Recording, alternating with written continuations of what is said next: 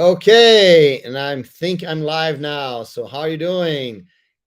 Good afternoon, good morning, good night, whatever you are, right? In this, if you can hear me, if you can see me, just come to the chat, tell me where you're from, tell me where you're watching this. Are you watching this on YouTube, on LinkedIn, on Twitter, on Facebook, wherever you are? Hopefully you're having an awesome day, right? So I was here this amazing afternoon. It's a little rainy here in Sao Paulo, Brazil, and I was having this nice conversation with my good friend Scott, right? And Scott, we're talking about the developer career. We're talking about skills, right? And we talk about the presentation that Scott has been doing. And Scott told me, I've got a presentation about reading code, right? I said, awesome. Can you show it to me? He said, very innocently, right? So, poor Scott. He said, oh, yes, I can show it to you. Let me just share my screen. I said, no, no, no, no. Let's do a live, right? Let's just go live on YouTube immediately. And so he's a little bit worried about going immediately live. But, I see Evandro saying hello. So, hey, Evandro. So, just tell us, just going to have this conversation, me and Scott, about the developer career and especially about this awesome skill of reading code. And let's see how it goes, right? So without further ado, my good friend Scott Rishan. Hey Scott, how you doing, man? Hey, doing great. How about you? Doing awesome, man. Don't don't be so worried about we're just gonna have a conversation, right? Just for the whole world to see. Well, It's just you and me. it's just you and me and hundreds of other people watching online, right? So how about Right. that, right? Not a Hopefully. problem. Okay, that's great. So, so anyone here, if you are, I can see here some people already watching us here. That's great. Awesome. Okay, cool. Okay, so just tell us where you're from, what are you doing. So, Scott, let me just start. You said that you have this presentation about making sense of other people's code, right? Right. So one of the things that we're talking about is, um, a lot of times we just want to read the code that we wrote, right? We're not much into reading other codes, and especially, right? I think that developers don't like a lot this whole notion of legacy code, right? So why should we care about reading code, and why should we care about legacy code? Well, um, because that's what you're going to spend most of your day doing. um, I get into it in my presentation, but yeah, that's what you're going to spend. I mean, before you can start writing something, you have to read to make sure that whatever you're writing is going to fit into what you already have. Mhm. And unless you're completely greenfield and have a you know an empty sheet of paper in front of you or an empty screen in front of you that you're you're just writing from, you've got to integrate what you're doing with something that already exists. So you're going to have to be reading something to know where your new stuff is going to fit in. Mhm. Mhm. And um, and I, I've I have a shelf full of books on how to write better code and better ways to write code and make things more effective and more clean and solid and whatever else you can think of. But I have uh, one book on reading code.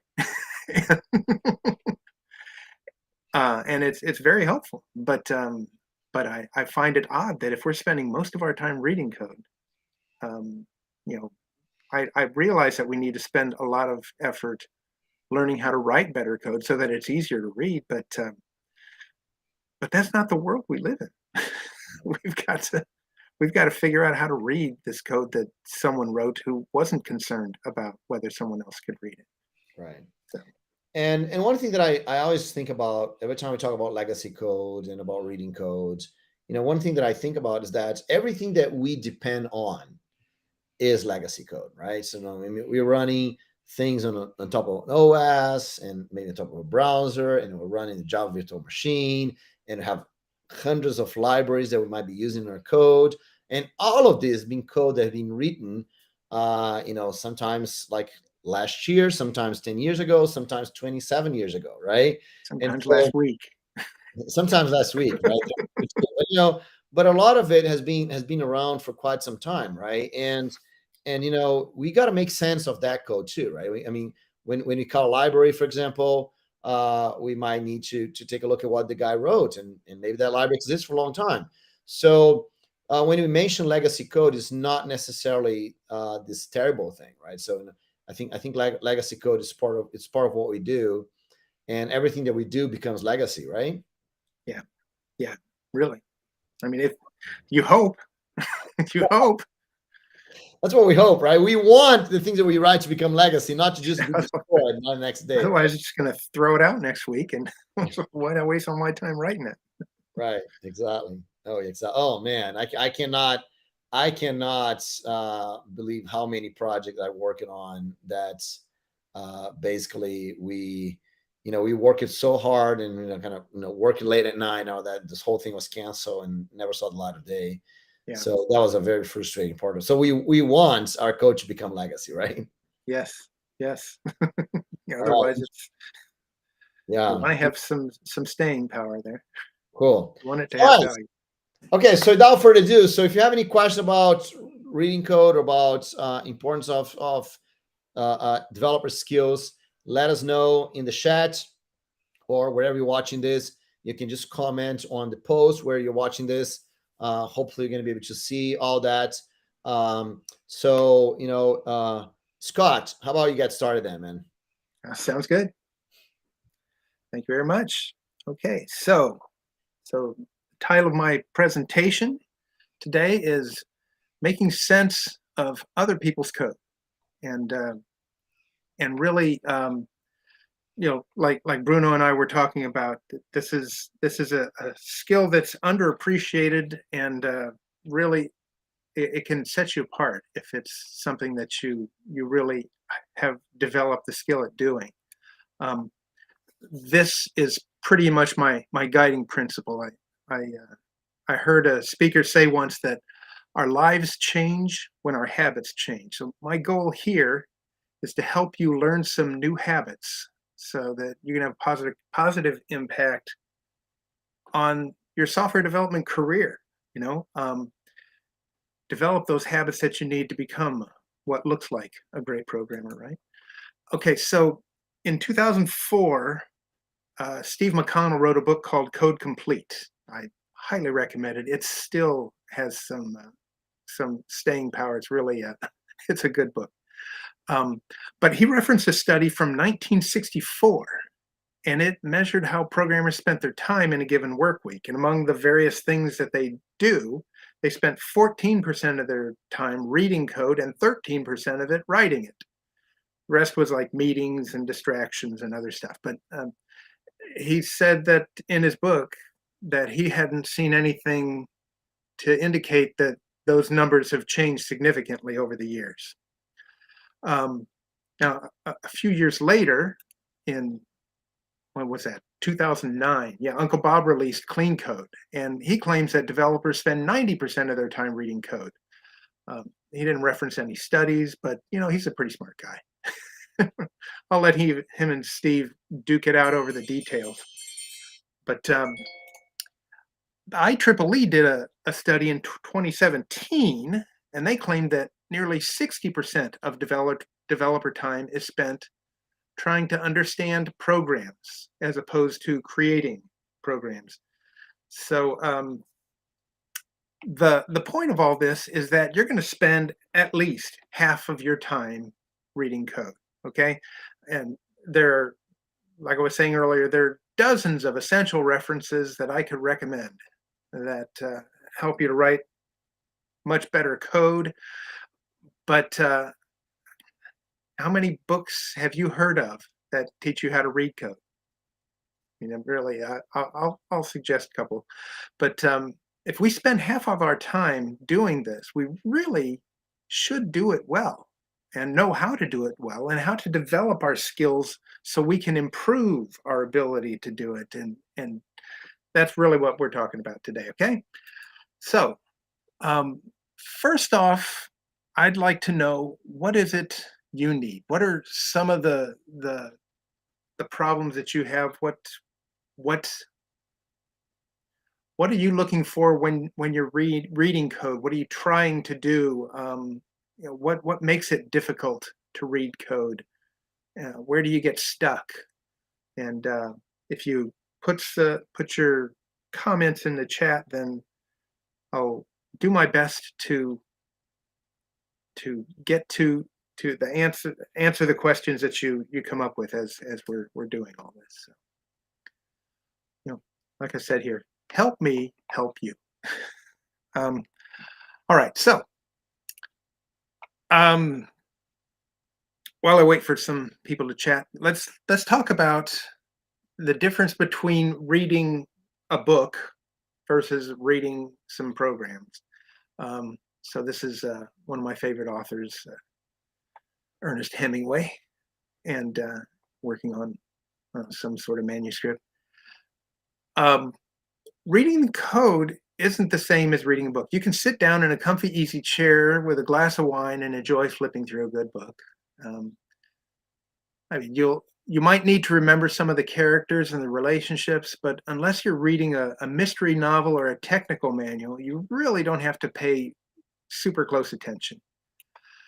But if you're reading code, you probably have like a pen and a paper at hand to take notes or to scribble, or you have a printout that you want to scribble your notes on and that sort of thing. You're going to use different tools and techniques to follow the flow, and it's hard work. Um, so, and if you're writing, that's a whole nother thing. Both prose and code take a lot of planning and rework. In fact, if you think about Ernest Hemingway revised his original manuscripts, I don't know, dozens and dozens of times before he released the masterpieces he ultimately came up with. And so, I often tell my coworkers, yeah, don't think your first working solution is ready for production. You're not better than Hemingway. Okay, go back and refactor it. So, all this to say is that when we're reading code, it takes a lot more work. You're going to have to. I mean, it's like I said here, it's exhausting hard work to read code. What makes code hard to read? Think about the things that make code hard to read. I wrote down a few of my ideas that I could think of. The first thing that makes code hard to read is somebody else wrote it, and or maybe I wrote it, but I must have been drunk at the time. I don't know what I was thinking. Even if it was last week, what the heck was I thinking when I did that? Holy cow! And I will say that if you look at code that you wrote a year ago and you don't think this, then you're not growing as a developer. So you want to grow your skills as a developer. All right. Um, a lot of times people don't document their code, and so it makes it hard to flow. Or sometimes they do document the code, but the documentation is the code has changed and the documentation hasn't. So the documentation is lying. That can be frustrating. Magic numbers can be misleading or confusing. You got the same number appearing a whole bunch of times in the code. Do they mean the same thing? Maybe, maybe not. I don't know. Or people will reuse a variable. They have like a class variable, and then they'll have the same variable name within a method that kind of overwrites the class variable, and you don't know what you're using. The thing we probably run into the most are large classes or large methods that just stretch on for pages and pages. Or even like you'll have global variables, or another name for a global variable is a singleton. Yeah, yeah. I mean, it's just a variable that's used over and over and over. Or just bad names for variables can be frustrating, misleading, confusing. You don't know what it is you're looking at. All that being said, if you look at this list, that looks like code smells, right? If you've done any studies on refactoring, you know that code smells are how you know what to refactor. And really, if you have good code, it's easier to read, and so consequently, you'll have fewer bugs. Um, and if you think about it, we can't write good code unless we can recognize bad code. So being able to recognize code smells is an important way for us to make sure that we're not creating code smells in the code that we're writing. So we can recognize what we're writing. That's a code smell. I need to go and refactor that into something that's better.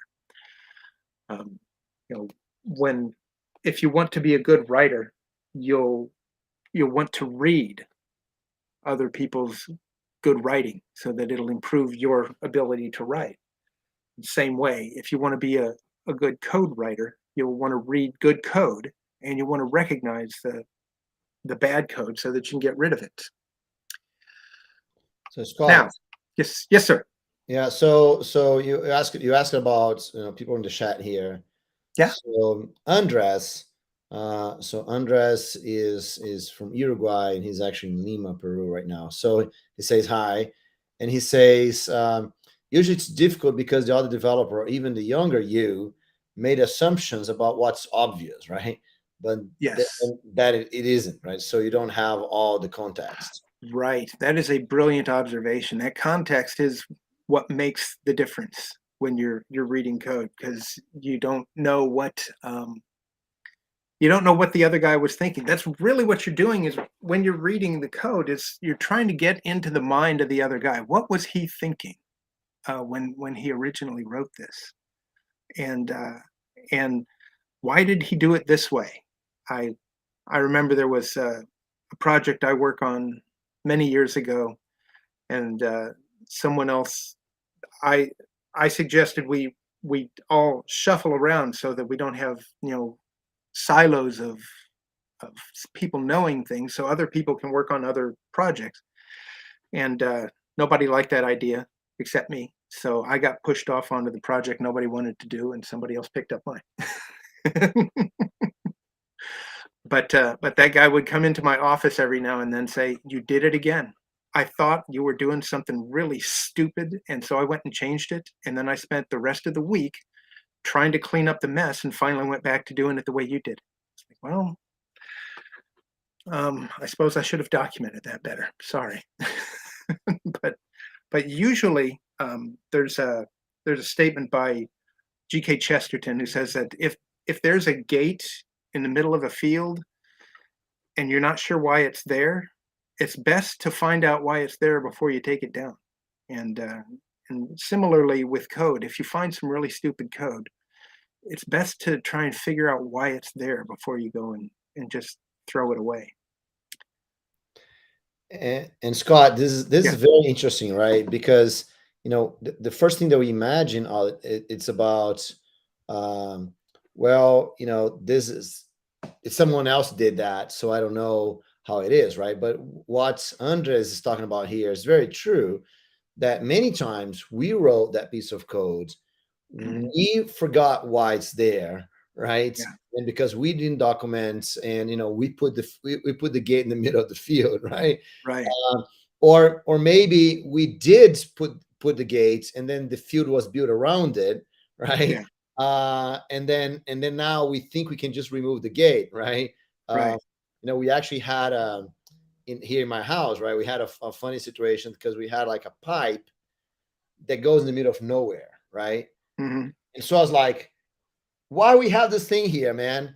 Just cut it off. Oh man. And so we cut it off, and then water start going. I have no idea what it's just the water from my house stopped working. So I don't know why the pipe goes where it goes, right? I would have to excavate my whole garden to figure out where it's when, but it's there, right? So yeah, I think that sometimes you put it there and you have no idea why it's there, right? Right. Right. Absolutely. So yes, yeah, and that's again, it's another reason why we want to make sure that the code that we write is clean and easy to read. But also why we want to develop our skills for reading code that's not easy to read, so that we can understand more quickly. why things are the way they are. Cool. So let's get back to this. Why do we read code anyway? You know, the first thing we're going to try and do is, this is probably the main reason we want to read code, is learn how it works so that I can make some change or fix a bug that was discovered in it. Why, how does it work? And that's what we're just talking about. Why does it do what it do? Um, Sometimes we will read code to figure out how does a library or a framework work, and so we want to understand the background of it. I remember when I was first working with the Microsoft Foundation classes that I we would want to make some change, and I would dig deep into the source code of the Microsoft Foundation classes to get it to do what I needed it to do. Um, Sometimes we'll read other code that other people have written so we can learn some new way of doing things. This guy's pretty smart and he writes good quality code, and so I want to learn how he does it so that I can figure out how to do it myself. And sometimes you do it for a code review. It's sort of like when someone hands in their paper at school, the teacher reads it because that's her job. And so you read somebody else's code. It's part of your job. You want to notice the code smells in someone else's code, so that you can be that gatekeeper to keep it from getting into the rest of the code base and adding disastrous stuff to everything else that's already there. So I told you I would tell you about a book that helps you to learn how to read, and that's this book. Philina Hermans is a professor in Delft University, and she has been studying how the brain works. I've always had an interest in finding ways to optimize how to use this tool between my ears. So this book has a lot of really cool ideas and suggestions for how to optimally use your brain, um, as I guess, especially as a software developer, because it's the programmer's brain. And I highly recommend it. So, um, so this is a picture of our brain, and so when you learn something, it comes in as information. It's stored in our short-term memory, which is very small. You can stick like between 5 and 9 items at a time into your short-term memory. Then it moves into your working memory, and from there, it's associated with something in your long-term memory, and then from there you access it and you're able to reference it in the future. So we're going to dig more deeply into this clever system and see how it works, especially for software developers. Now, there's 3 different ways that code can be hard to read. The first thing would be a lack of knowledge. So the code we're looking at here is APL. And it's I learned this when I was in college. We considered it to be a write-only language, and it uses these Greek symbols, so it literally is Greek to most people. My guess is that this is probably a comment, but the rest of it, who knows? So what makes this hard to read? It's got an unfamiliar syntax. You can't really understand it. It's literally Greek. So I don't have the knowledge that I need to understand this code. I can make a few guesses, but that's pretty much about it. The next thing that makes code hard to read is lack of information. It's I'm not familiar with the specific syntax. Maybe I haven't learned how this lambda expression works in Java yet, because it's just I've been working on Java 5 for so long, and now we're gonna move forward to Java 9. I'm just gonna keep doing my Java 5 thing, and so or maybe I'm not sure how to use a function and and run a function through another class. You know, there's just different ways of doing things that I may not be familiar with, and I don't know exactly how it works. So I've got to figure that out. I don't have the information, even though I should be familiar with it, but I'm not, because I'm just not educated enough. And finally, there's just lack of processing power. You've got this complex algorithm that I have to work through. I just can't keep all of this crammed in my brain at the same time. All the variables and operations that are in here are just hard to follow. We say that has high cognitive complexity. Okay, so with that in mind, we'll look back at our diagram of our brain, and we'll use this model as a map for how we might overcome these three types of confusion. So you can think of long-term memory as like your disk, and your short-term memory as your RAM, and your working memory might be CPU with a handful of registers. Okay, so running a program in your head is referred to as tracing. So when we trace a program in our head, how does our brain work? Well, first, we're going to read something into our short-term memory.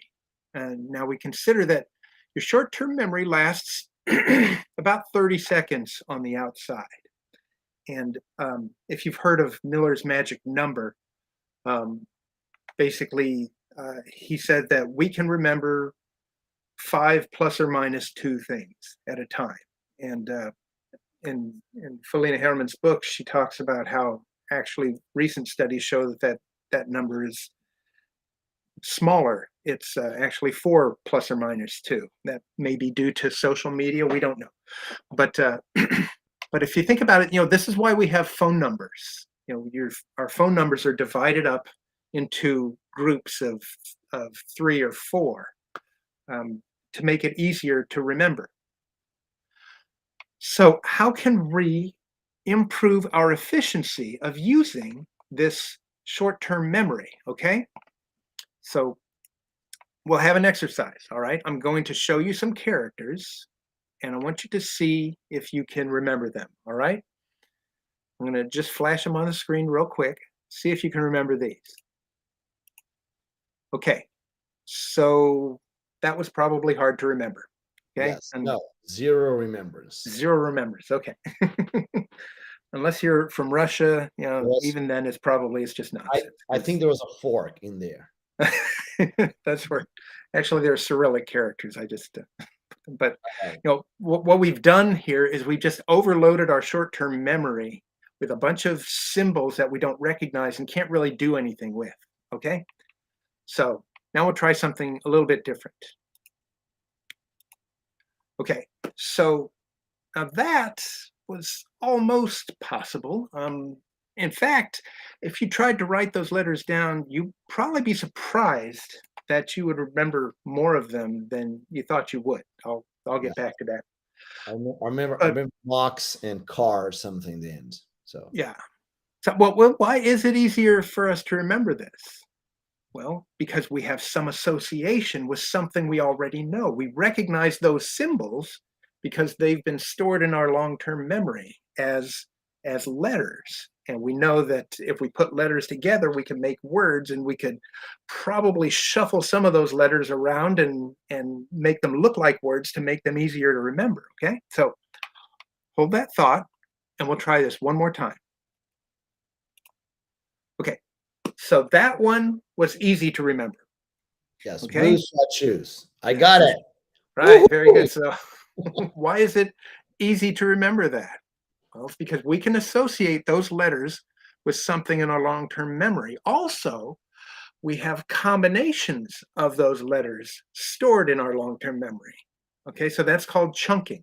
So grouping things together in familiar patterns is called chunking. And so what we've done is we've grouped these letters together, and we've seen these particular groupings many times. And frankly, even we probably have that particular phrase is a song in our head, and that makes it, again, even easier to remember. So back to our brain model. We can increase the effectiveness of using our short-term memory by chunking things. chunking things that especially we have already in our long-term memory. Okay, so what are some ways we can chunk the code that we read so that we can understand it more quickly? All right, well, um, I've given you one simple tool. What are some others?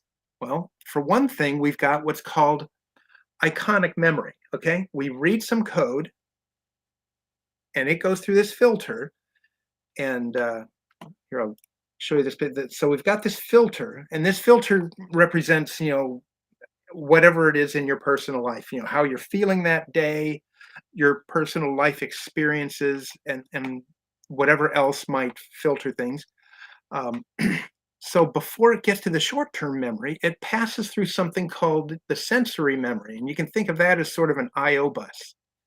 So when you see something really quickly, like we did earlier, you have a sort of mental picture of it, and that's stored in a special part of your short-term memory called iconic memory. And from here, you can make very quick associations with your long-term memory. And when I said that you probably remember more of those random letters than you think, that's why. So you may have seen pictures like of people drawing pictures on a camera where the lens was left open for a few seconds, and this is called a persistence of vision. And that's really what this iconic memory is. We just kind of have a picture of something in our mind. Okay, so how can we use this? Well, think about that. If you're an experienced developer, what's the first thing you do when you're looking at unfamiliar code? Well, you're first going to glance at the shape of the code. Okay, it'll give you some idea of the structure and the design. And this little section on the right is from a tool called Code Glance Pro. It's an IntelliJ plugin that I use to help me dig through the code. Okay, so you can just looking at the shape of the code, you can probably tell that, let's see, this looks like it might be a switch statement. Looks like these are probably doing very similar things. This looks like it's a couple of if statements. And you can just know that from having seen a lot of code in the past. And yeah, so this would be this case statement here that's highlighted here. So anyhow, so this Code Glance Pro I find it to be a really helpful tool for helping me to get a quick understanding of the general idea of how a code is laid out. And so, like I said, it's a plugin for IntelliJ. If you're using VS Code or Eclipse, then there's a configuration setting in your configuration settings to turn on what they call a mini map. And so I don't have a picture of that, but if you want to do that in IntelliJ, you've got to use this plugin. So what's something else that we can do? Back to our brain model here. We can increase the effectiveness of our short-term memory by chunking. And some other ways we can chunk the code that we read so we understand it more quickly. What's another thing that we could do? Well, one thing that has been done a lot recently, recently, in the past 20 years or so, design patterns, right? So they're an excellent way to attach a large set of information to a single idea or word, right? So this is our publisher subscriber pattern, or it's also known as an observer design pattern. If you know the implementation well enough, you're going to be able to recognize that when you see it in some code, and you're going to know what the original developer was thinking more quickly. So design patterns are a great way to communicate very complex ideas quickly, and it's a really useful skill to have those design patterns in your head so you know what they look like in the code.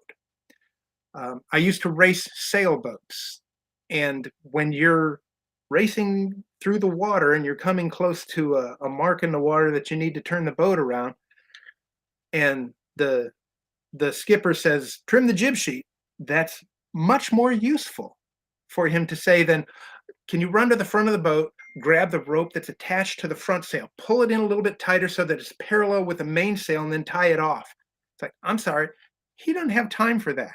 He needs to have some quick, short jargon that he can throw at me that I know exactly what he's talking about and what it means, so I can do it quickly without even hesitating, so that we're more quickly going to be able to do the operation we need to on the boat. And in the same way, you'll be able to read code more quickly by understanding the jargon and the design patterns and being able to recognize them in code.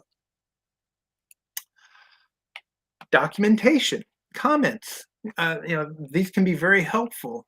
Studies show actually that less experienced developers depend much more on comments than more experienced developers. Why is that?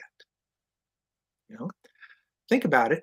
A less experienced developer will depend on the comments primarily out of ignorance that the more experienced developer will generally skip over it, because the more experienced developer has been lied to enough times by comments that he doesn't trust them anymore. But if we can have comments that explain why something does what it does, that can be very helpful. In addition, we can have comments that sort of set off a section of code like this. It sets off, okay, this particular section of code does this particular operation. Generally, I would recommend that people turn that into an appropriately named method, but it's also helpful when you're reading code to find comments like this so that you can say, okay, this looks like something that I can turn into a well-named method. Okay, there's also, I guess, the comments that sort of mark off code or a well-chosen method name like that. Those are called beacons because they help the reader to find their way through code. Similarly to how a lighthouse beacon helps sailors find their way on the sea. We have lots of sailing metaphors today. So simple beacons represent a single concept or a single variable name, and a compound beacon would represent combinations of things. Like, a compound beacon would be like a design pattern or a comment that represents a section of code. So why does this matter? Well, when you write your code, make sure you leave beacons. All right, so with that in mind, how do we use what we now know to address the different kinds of confusion that we can run into in our code? Well, our first problem is lack of knowledge. So how do we overcome that?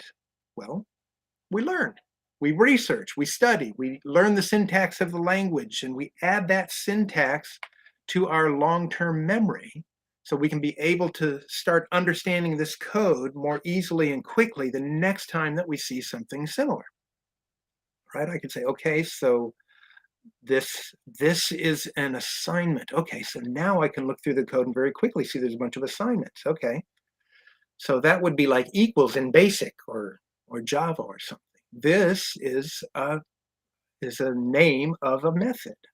Okay, all right. So, and this little iota it generates a list of numbers. Okay, and this is a ceiling. So this tells me that this is a maximum. Okay, so now I understand how this all works. Okay, and also when you're reading APO, you read one character from the right to the left, one at a time, with no concern for precedence. It's crazy. It's a write-only language, I promise. But if you learn the syntax, now I can start to understand what it is it's trying to do. Or you just read the comment, it evaluates a determinant. Okay, there we go. Lack of information. If I'm unfamiliar with a specific syntax, how can I read this more quickly? Well, I can become familiar with these new code structures and idioms, okay? I can practice them and study them, learn how they work. Again, add that to my long-term memory so that now when I see this funky looking right arrow, I can say, okay, I know what that's trying to do. and I can more quickly understand, or I can say, okay, I understand what this particular uh, piece of code is trying to do. So I can say they're following a particular pattern, so I can understand it more quickly. Now, for lack of processing power, if it's got a sophisticated algorithm that I can't keep all this stuff in my head, how do I understand this code more quickly? Well, this is where you're going to need an external brain extension, right? You need to effectively print it out, step through it, um, keep track of the different variables and the calculations and the function calls. You might use a debugger to make it easier to do this. We'll talk about a couple other tools that can help you get better at doing this. All right, so um, so basically, all of this is about remembering stuff. Okay, well, I guess the first two things were mainly about your confusion is remedied by learning stuff and remembering it. So how do we make that easier? Okay, do we really need to remember stuff? I mean, what's wrong with Google? Isn't that supposed to keep us from having to remember everything? You know, that we got the whole world of knowledge at our fingertips by just having Google right there. Well, the thing is that um, the more you know, the faster it is to learn new things. So as I know things, I'm able to more quickly associate things with my long-term memory. Okay. If I have to stop and look something up, then I'm going to break the flow of what I'm doing. It's like reading a book and I have to go and look up the word every other sentence. It's just really frustrating, and at some point you're just going to say, I don't care about this book, and you're going to throw it away because it's just too much work to read it. And that's why we get frustrated looking at code that's hard to read, because it's I don't have enough of this in my long-term memory. When I get distracted reading something and I have to break my flow, it takes on average 15 minutes to get back to where I was. And that's assuming that I haven't found some interesting article that leads me down a rabbit trail. You bring up, if you bring up Google, it's got a simple page, but maybe it'll have a Google Doodle, and I want to see what this Google Doodle is about. Oh, it's George Smith's birthday. I wonder what George Smith did. Oh, George Smith wrote this amazing treatise in the 1800s. I wonder what that treatise was about. Wait a second, I was trying to figure out how lambdas work. Okay, so if you already have this stuff in your head, you're going to be less likely to start running down rabbit trails that are going to distract you forever. So one thing to consider is that memory has a rate of decay, all right? Our brains remember things through repetition, usually. I mean, you'll remember a noteworthy event like a crisis or a surprise or something, but that's not what we're talking about. Code is rarely a crisis or surprising. Um, we need to repeat what we're trying to learn, but we want to spread out the learning. You don't try to cram things. That has the opposite effect of what we want, because you cram and you get everything in on one day, and you're going to be forgetting it very quickly. And frankly, that's how college and that's how school works. Is we remember stuff for the test and then we forget it. But if you continue to review this material every day for a few weeks, you'll likely remember it indefinitely. And this is called spaced repetition. Now, there's some really interesting tools that help you to do this. Or it's called a flashcard application. And people use them to learn languages. You can use them to learn just about anything. And since a lot of developers are trying to learn a lot of things, chances are good that the thing you want to learn is already available in an existing card deck. So there's this Anki is a very popular one.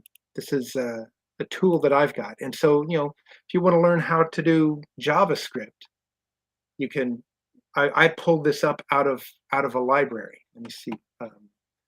Go to AnkiWeb. Where did that go? Here. So you can go to AnkiWeb and you say, okay, I want to get a shared deck. There are all sorts of topics. And if you want to learn about, say, JavaScript. Yes, sir. Can you zoom in a little bit on the? Yeah. Okay. Cool. Much better. Awesome. Perfect. Yeah. So if you want to learn about JavaScript, there are literally dozens of decks that are created for JavaScript. So, you know, I pulled one of these up for JavaScript here, and you know, you just work through it, and it will go and help you to walk through. You can look at a here. I'll show you how it works here. So it asks you a question. When console logging multiple variables, what can you wrap the call in to log the names of the variables for clearer results? Like, well, I don't know. Well, you can wrap it in curly brackets. There you go. So so basically it's like having a card, and then you can flip it over and see what the answer is. So all that being said, so you can use, there's Anki and Sarago and Quizlet are different applications that you can use that will help you to do that. And as you practice, like the exercise, like the exercise we did earlier where we were looking at unfamiliar things, this is a similar type of thing. You're going to look at something that's unfamiliar and you're going to have the answer on the back. Okay, and if you start looking through code and you find something that you don't understand, then you can add a card to your deck very easily so that you can make sure to remember it more easily in the future. Now, one important tip, we remember better by practicing the remembering. I'll talk about this a little bit more later, but if you read the prompt on the flashcard and then try to remember the answer before reading the other side, okay? So you want to, there are two things about our long-term memory. You've got your storage strength, which is the things in our memory tend to stay in our memory. But there's also retrieval strength, which is our ability to recall what we've already stored in our long-term memory. So, for instance, you can think of a time when maybe you forgot your phone number. You know what your phone number is, but for whatever reason, you just had a brain fart and you couldn't remember what your phone number was. And you know, it's in there. It's just you couldn't recall what it was. Your storage strength was fine, but your retrieval strength was the problem. And that's how it is with a lot of things. What you need to work on is building that retrieval strength. And you build that retrieval strength by practicing it.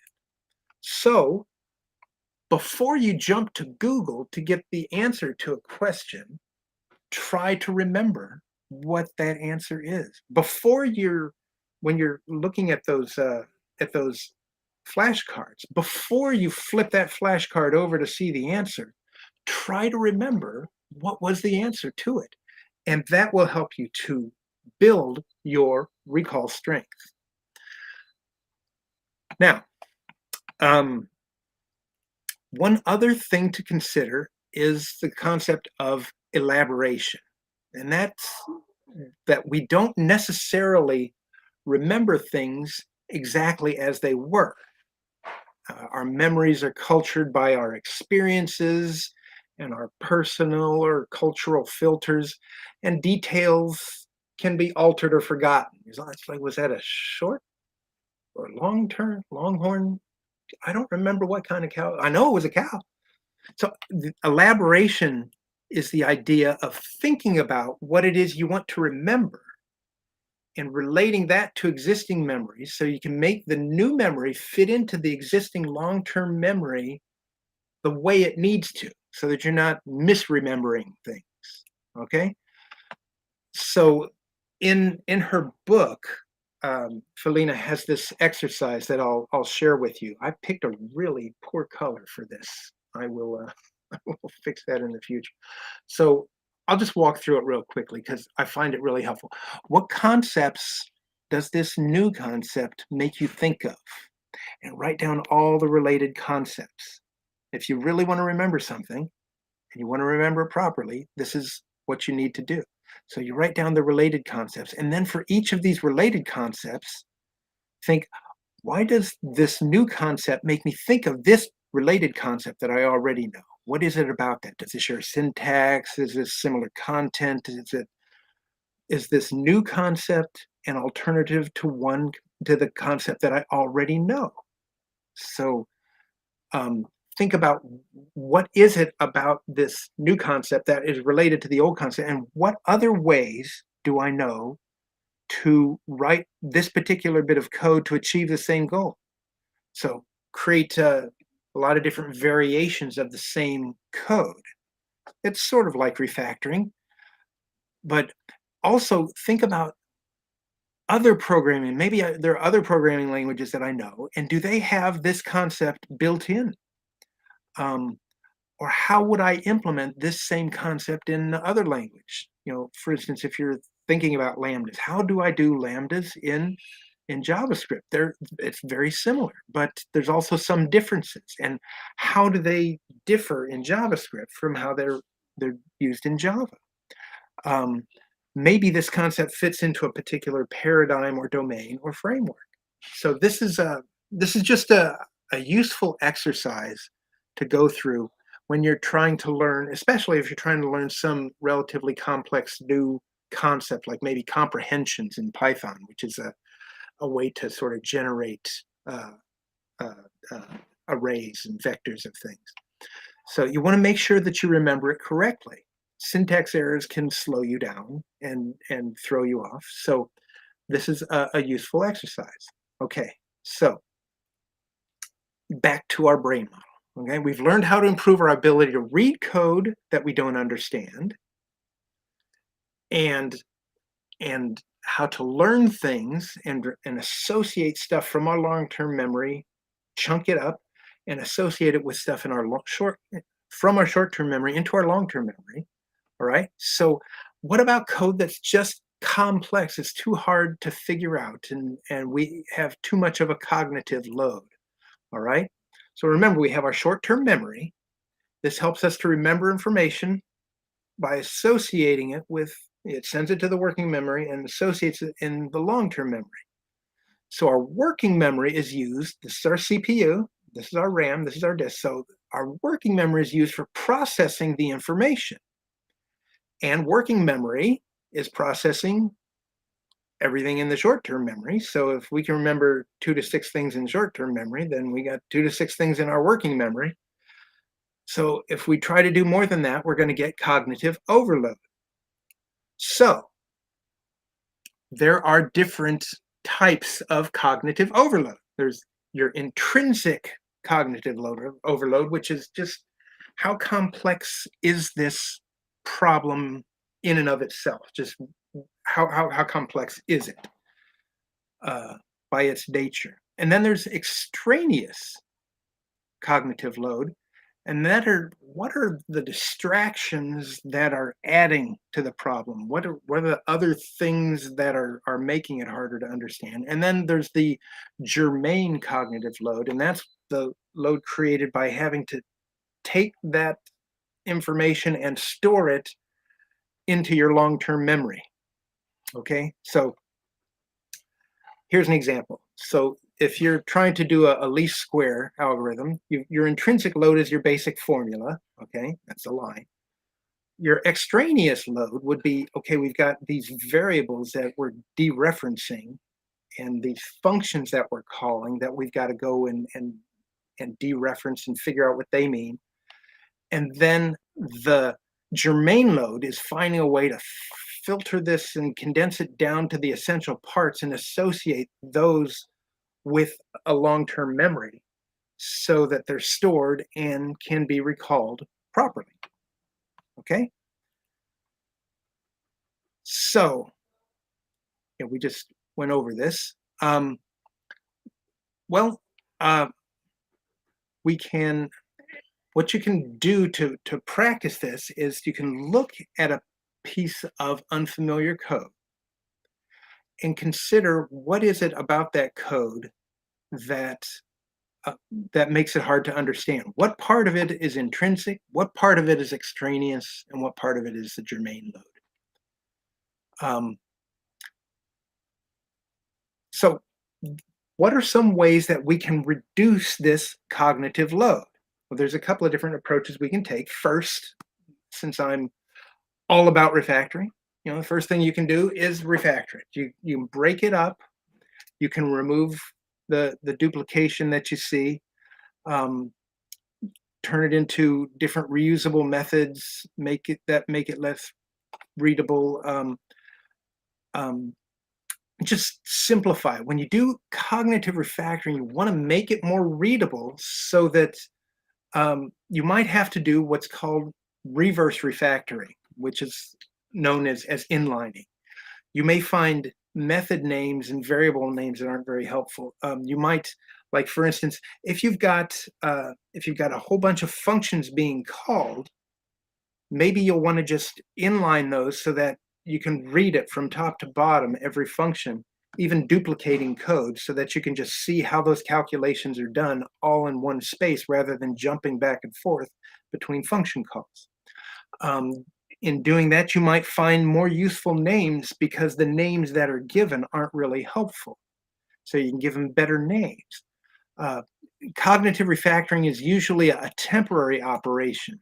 You might keep good ideas that you find, like better names or something. But the point is that you're just trying to understand what it does. You're not really trying to fix anything or make it better just yet. Again, we're reading code. We're not writing code at this point. Another thing you can do, much like refactoring, is you can replace language constructs that are unfamiliar. If you don't understand how lambdas work or anonymous functions, even sometimes ternary operators can appear confusing. You can expand them out or simplify them, and that can make the code easier to read. Of course, keep in mind that readability is in the eye of the beholder. You do what you have to do for your own understanding, and also remember that any changes that you make are going to be temporary. You can always roll back to how it was before you started. And that's one of the beauties of having a source code control program, is that you can always get back to how things were before you started fiddling with it. Another thing you can do is take these confusing constructs and say, aha, I'll add this to my collection of flashcards so that I can make sure to know how it works next time I see it. If you think about a 10x developer, they're able to work on code faster because they have all this knowledge already at instant recall. And by using the skills we've discussed earlier and these skills, you can grow your skill base surprisingly quickly. So what are some memory aids that we can use to reduce our cognitive load? Well, you can create a dependency graph. What does that look like?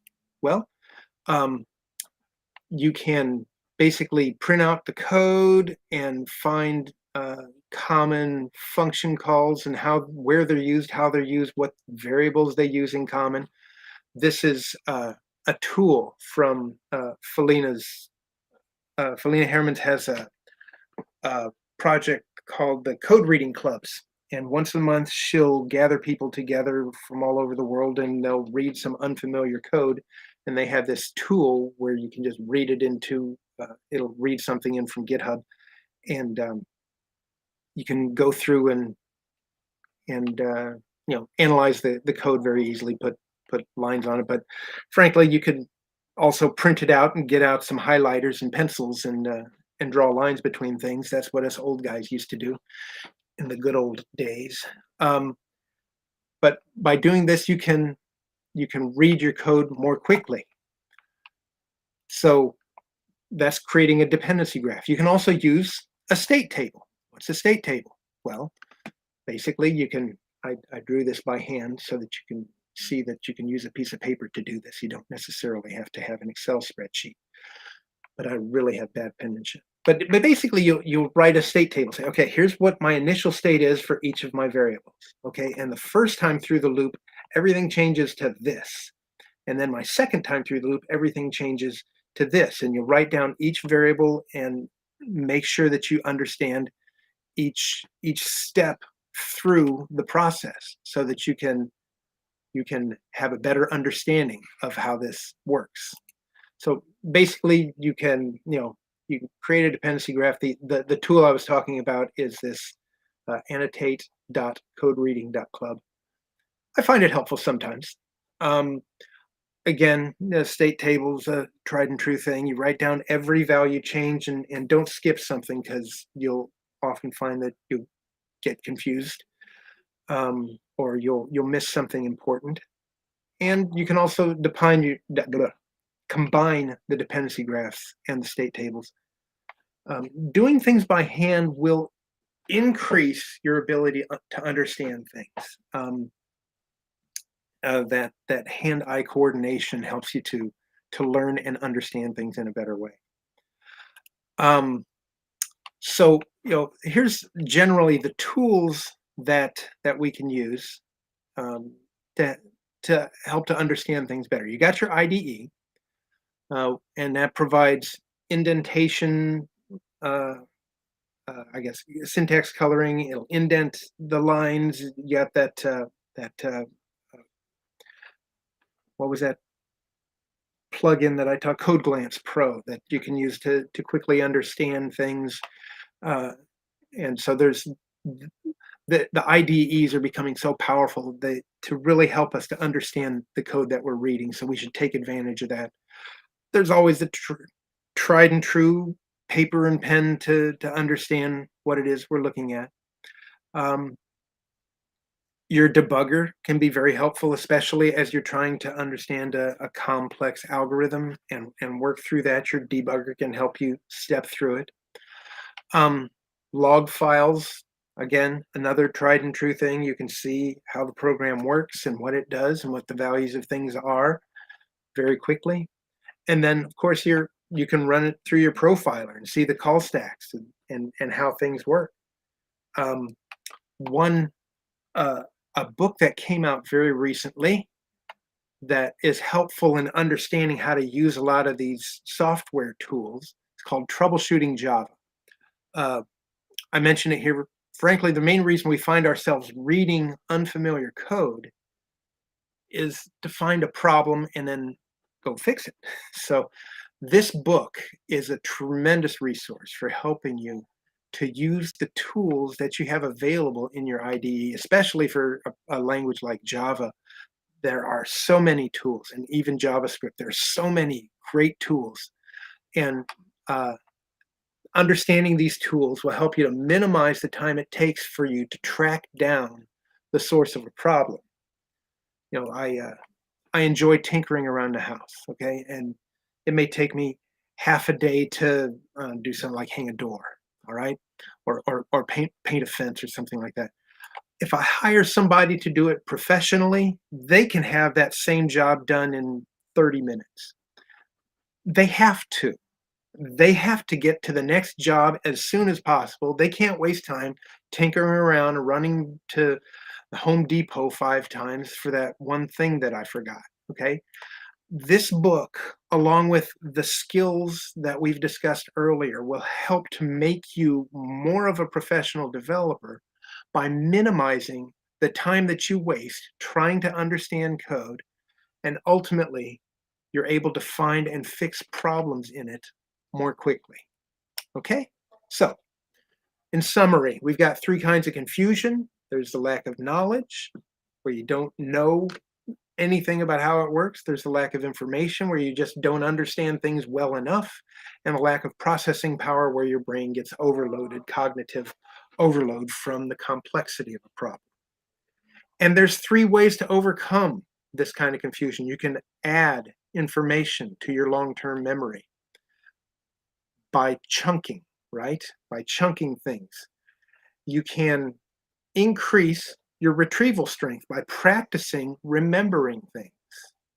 And you can reduce cognitive load by using external memory helps, like pieces of paper or your software tools in your IDE that help you, like your debugger and your profiler to help you to understand how things work better. Okay. So my challenge to you is to look at the resources at Felina Herman's Code Reading Club site, and frankly, get her book. I only touched a few of the ideas that she has in it, and there is so much more that she discusses, and it's really very interesting, very approachable. Um, I'm I'm one of her fanboys. Okay. Um, Also, you can look at some of the cool code from history. Legacy Code Rocks has this thing called Awesome Legacy Code. Um, you can look through it. They've got things like the code that NASA used for sending the Apollo missions to the moon.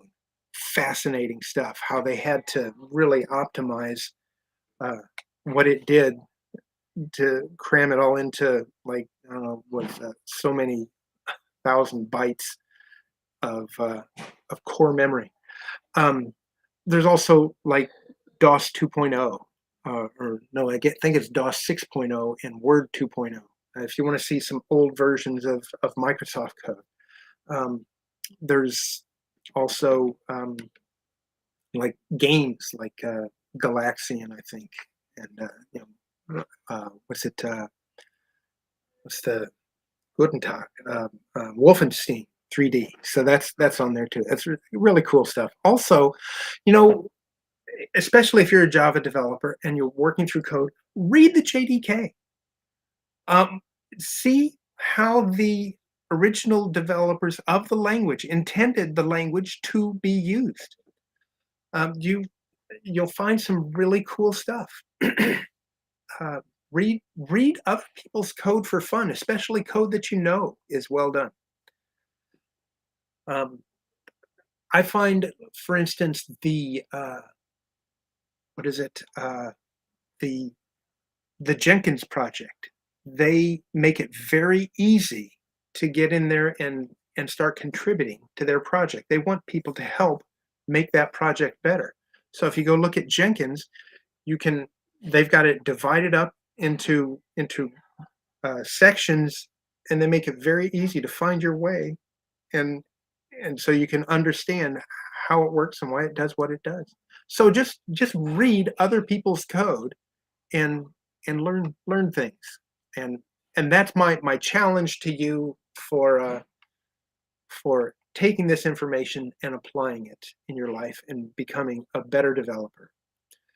Um, with that in mind, um, as I said before, you can't really write readable code unless you can recognize poor code.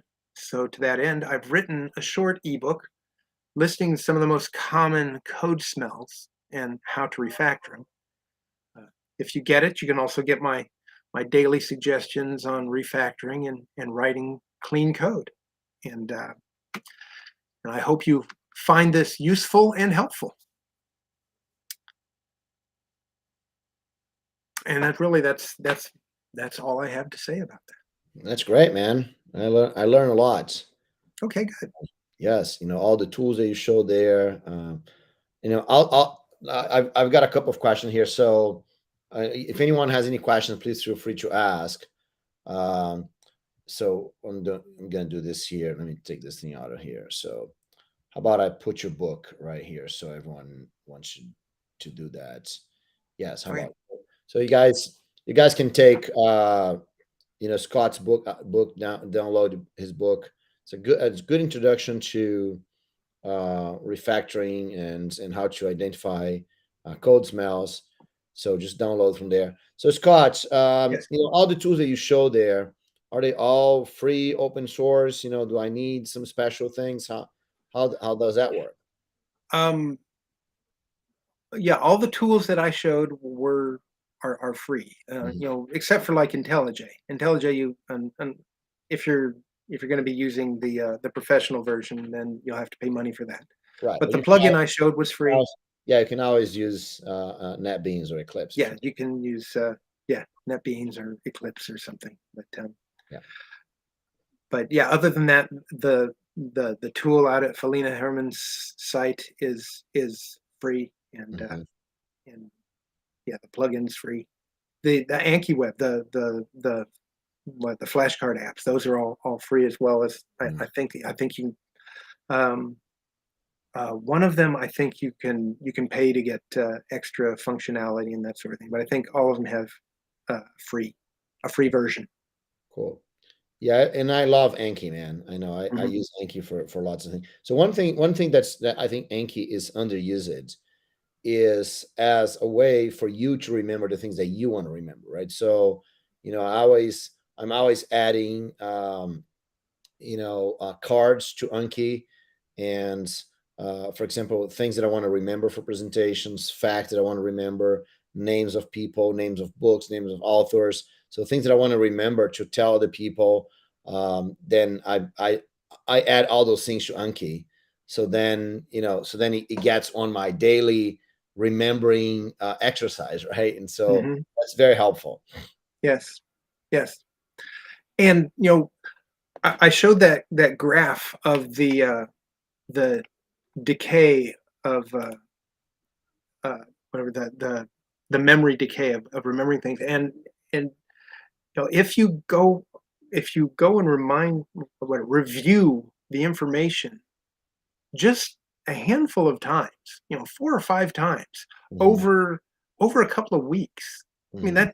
that takes you a couple of minutes. I mean, Right. combined, Mhm. a couple of minutes combined to learn this, and you'll remember it for almost indefinitely. Right. Right. And it's amazing how that how how how powerful getting into that habit can be to help you remember things Yeah, and really learn things.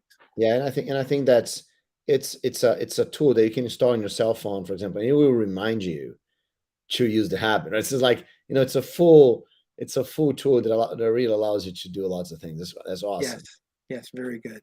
All right, I have not installed it on my phone. I'm going to do that now. you should you I should. never, yeah, I just have it on my computer. But yeah, now I don't have to create a reminder on my phone to. I just put it install it. Yes, Duh. yeah, You right. learn something new. Yes, cool, awesome. So, anyone else? Anyone has any questions? I think that was great, Scott. And one thing I want to add. You're talking about the Open JDK. So when I started with Java in way back when, right, in 1995, and the only thing we had basically was the specifications and the source code, right? That's the only thing we had to learn Java from. There's no basically no books, and no one is teaching that, right? So, and it was very interesting because having the source code of Java available at the time, it was not open source at the time. Right? It was under a license that you could read the code, you could play with it, but it was not an open source license. But just having the source code available, and it was like this, that time Java was smaller, right? So when you download Java, you download with the source code already, right? So being able to play around with source code, add the source code to your debugger, and that was such an awesome. Um, and Java came with its own debugger. It's like command line debugger that would read the source code, so you could see things. So it's like it was really really helpful in learning how Java works and how the JVM works. So I think that this has been fundamental for my career, learning and enjoying reading code. So I Mhm. really think it's such an important skill. Um, you said it was very important just because you said many things, but one of the things you said, it was very important because that's something we do a lot, right? Yeah. But do you think that reading other people's codes is also good for you to improve yourself and improving your code and writing abilities? Oh, absolutely. Um, for one thing, I remember when I went to college, um, one of the upperclassmen told me that if I really wanted to learn how to program well, What I needed to do is hang out in the computer center. This is back in the days when we had a computer center where you had to go to, and everyone would go there to write their papers or do their computer program. Right. Go to the computer center and just help people who are having problems. They'll just shout out, "Hey, somebody, can you help me?" And you just be there to help people. You will learn more about the craziest ways that people do things than you could imagine, and it'll help you to make sure that you avoid the crazy ways of doing. And you'll learn more about programming than you could believe. And he was absolutely right. By watching how other people screwed things up. I remember one time this guy he said, "Yeah, this friend gave me this program. He couldn't get it to work, and I've got a project due tomorrow, and I got to try and get this thing to work." And so I said, "Okay, well, let's take a look at it. Let's go and diagram it out and structure it." Okay, so this will never work. It's the way it's written. It will never. I mean, you've got everything is on one side, and it's never going to get to the other side. It's never going to work. But I got to make it work. Well, the way to make it work is to write it yourself instead of trying to take somebody else's code and fix it. Yeah. So, but also there are, you can look at Uncle Bob's book here. He's got all kinds of code in his book. And so you can just go through and see how smart people write good code and say, okay, this is how I can write my code to look like that code. Assuming you like how Uncle Bob writes his code. But yeah, reading good code will help you become better, and reading bad code will help you to recognize the code smells and then avoid that in your code. So, yes. Cool. All right. So I see Max saying hello. Hey, Max, how you doing? Hey, Max.